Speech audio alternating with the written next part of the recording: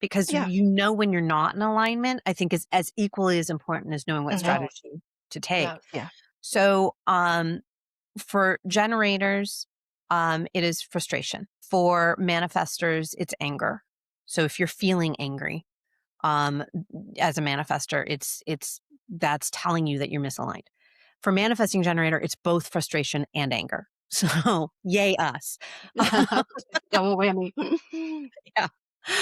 For projectors, and I love this word because if you use this with any other type, it doesn't land, but you're talking with a projector when you say it's bitterness because it there is that quality is my understanding, is that you're not in alignment when you Yeah, feel we hate bitter. the word, and yet we still get it. 100%. Yeah, But I it's keep bitterness to others or bitterness to ourselves.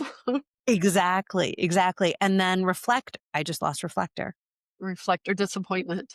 Disappointment, thank you. I'm like, where did that one go? Yeah. Um, yeah, so again, it's that feeling of deep and working with reflector, it is that deep disappointment. And again, it's to disappointment of self and of disappointing others. It just feels deeply disappointing.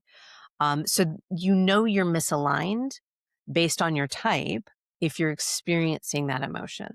And it is really helpful to then be a catalyst to bring you back into alignment.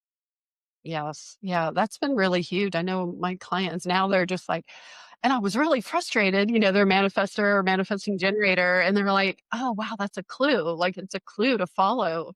And when they follow that, it's like, oh, it's telling them that they're not in alignment, or they're trying to go too fast, or they're getting the pressure of, I need to find the answer now, now, now. And maybe it's not now, now, now. Right. Hmm. So many things, so many thoughts. Like I said, this is for me because it's so new. I'm just like everything that you guys are saying, I'm looking at me and I'm looking at all of the people that I'm closest to, and it's so eye-opening. And it's like you were saying with your clients, they're recognizing the signs of, okay, I'm not in alignment. It's like right now, well, for the past few months now, I've been working with a nutritionist, and I can now recognize, like she was saying at the very beginning, different types of hunger. And it's like because I've been working with her for so long, it's automatic. I recognize it now. So as you work with your, human design, as you Mhm. understand it, it'll be easier to recognize when when those signs show up. It's like, oh wait, I'm not aligned. I need to step back, and this is how I can get back into alignment. So I love that. And yes, the frustration is real. Totally.